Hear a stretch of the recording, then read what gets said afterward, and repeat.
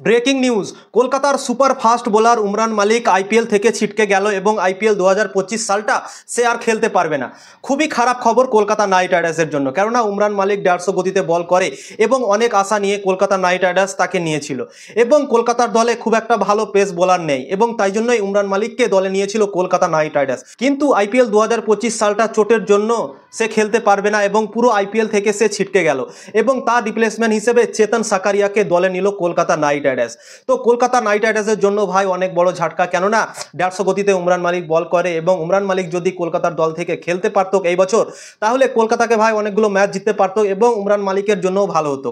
কেননা অনেকদিন থেকে উমরান মালিক দলের বাইরে চলছে এবং সানরাইজার্স হায়দ্রাবাদও আগের বছরটা তাকে ঠিকভাবে খেলায়নি এবং মাত্র একটা ম্যাচই খেলার সুযোগ দিয়েছিল আইপিএল 2024 সালে এবং এই বছরটা তার জন্য খুবই ইম্পর্টেন্ট ছিল এবং সে পারফরমেন্স করে আবারও ভারতীয় দলে জায়গা করতে পারত বা আরও নাম কামাতে পারত এই আইপিএলে।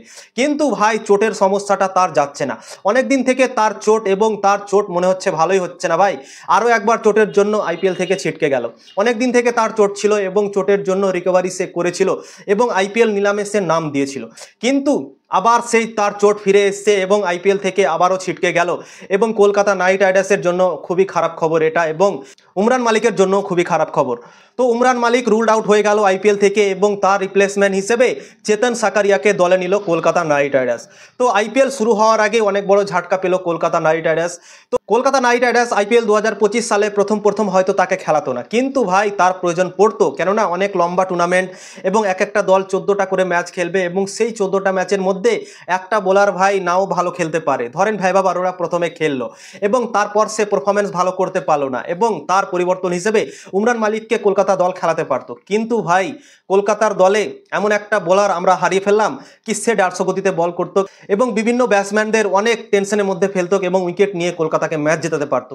এবং কলকাতার ফ্যানরাও বলছিল কি আগে উমরান মালিককে খেলানো হোক ভৈভব অরোরার আগে, কেননা উমরান মালিককে ভাই সবাই পছন্দ করে এবং কলকাতা নাইট রাইডার্স তাকে কিনেছিল এবং কলকাতার ফ্যানরা অনেক খুশি ছিল কি উমরান মালিককে তারা দেখতে পাবে এবং কলকাতার দল থেকে ভালো পারফরমেন্স করতে দেখতে চাইছিল সবাই। কিন্তু আনফর্চুনেটলি চোটের জন্য সে রুলড আউট হয়ে গেল পুরো আইপিএল থেকে এবং তার রিপ্লেসমেন্ট হিসেবে চেতন সাকারিয়াকে দলে নেওয়া হলো। চেতন সাকারিয়া খুব একটা তার গতি নেই, 125-130 গতিতে বল করে এবং যে পেসটা উমরান মালিক দেয় 150 গতির, সেই পেসে বল করতে পারবে না চেতন সাকারিয়া। তো চেতন সাকারিয়াকে দলে নিল, কিন্তু চেতন সাকারিয়া অতটা এফেক্টিভ হতে পারবে না যেরকম এফেক্টিভ উমরান মালিক হতে পারতো। তো উমরান মালিক চোটের জন্য রুলড আউট হয়ে গেল এবং চেতন সাকারিয়াকে দলে নিল কলকাতা নাইট রাইডার্স। এবং কি বলবো ভাই, আমার মনটা খারাপ হয়ে গেল, তোমাদের তো অবশ্যই খারাপ হবে, কেননা অনেক এক্সাইটমেন্ট ছিল উমরান মালিককে নিয়ে কি আমরা 150 গতির বল দেখতে পাবো উমরান মালিকের কাছ থেকে এবং কলকাতা অনেক আশা নিয়ে বসেছিল উমরান মালিককে নিয়ে। কিন্তু চোটের জন্য সব কিছুই খারাপ হয়ে গেল এবং রুলড আউট হয়ে গেল উমরান মালিক। তো তোমরা কতটা মিস করবে উমরান মালিককে অবশ্যই কমেন্ট করে জানাও এবং ভিডিও ভালো লাগলে লাইক করবে, শেয়ার করবে এবং ফলো করবে। ইউটিউবে যদি দেখছো তো অবশ্যই সাবস্ক্রাইব করবে।